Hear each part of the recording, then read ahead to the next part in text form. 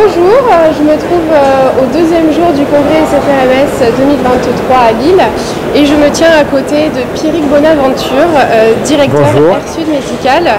Bonjour, merci d'être là. De rien, de rien. Ça me fait particulièrement plaisir parce que j'aurais voulu que vous m'expliquiez un petit peu votre projet qui vous démarque un petit peu, qui est celui de la pédiatrie. Aujourd'hui, pour parler du projet pédiatrique chez Air Sud, on a créé une filiale qui s'appelle Air Sud Kids aujourd'hui il y a à peu près 3 ans.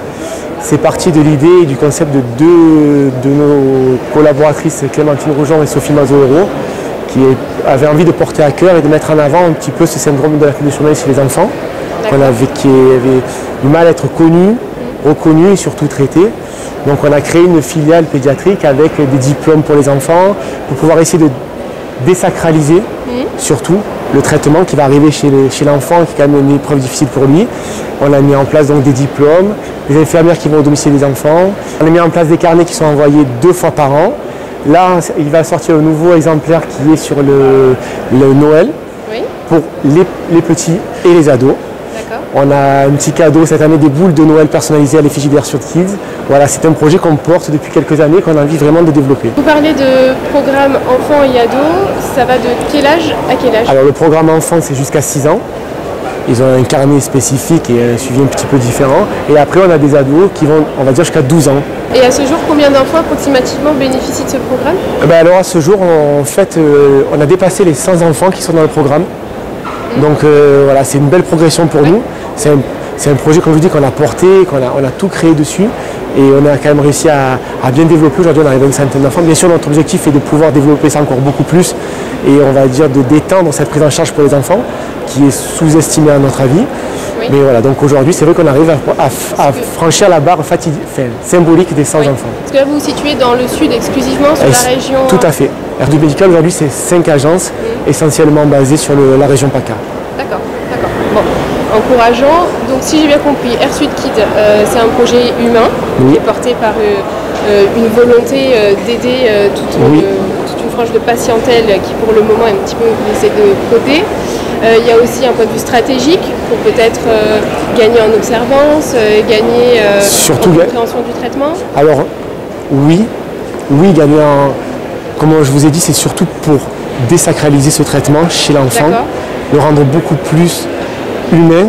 Donc d'ailleurs la cellule est composée par une psychologue qui travaille pour nous, qui s'appelle Clémentine Rougeon, qui chapeaute un petit peu tout ça, avec une vision un petit peu différente.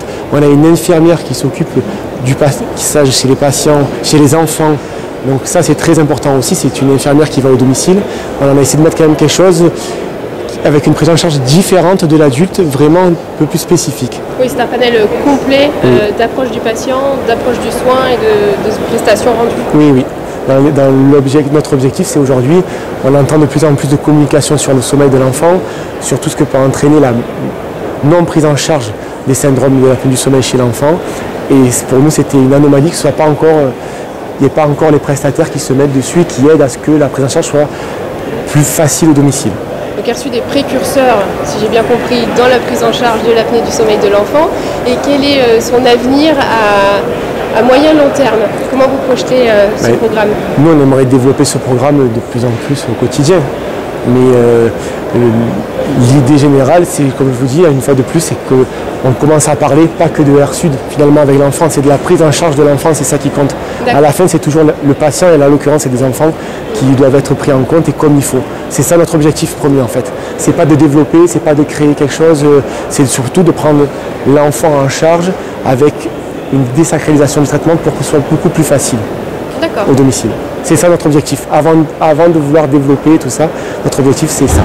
Et dernière question, est-ce que vous avez constaté des différences de résultats obtenus avant le programme Air Sud Kids et après, c'est dans la prise en charge des enfants? Bien sûr, on a une meilleure tolérance, une meilleure compliance et surtout on a une meilleure acceptation au domicile par toute la famille. Parce qu'il y a ce carnet qui est fait, qui est envoyé, on voit qu'il y a un suivi, il y a cet appel téléphonique, l'infirmière qui y va, qui est toujours la même. Donc oui, on a une nette amélioration et surtout une meilleure acceptation des traitements qui ne sont pas évidents sur des enfants. Donc un investissement qui a fait ses preuves? Oui, on aimerait encore plus, mais déjà on voit les premiers résultats qui tombent. Voilà, c'est sur la bonne voie. Merci Pierrick pour ces bonnes nouvelles. On vous souhaite plein de bonnes choses pour la suite Air Sud Kid. Merci à vous de vous intéresser à notre projet. Et voilà, on espère aussi pour nous plein de bonnes choses pour nos patients plutôt que pour Air Sud.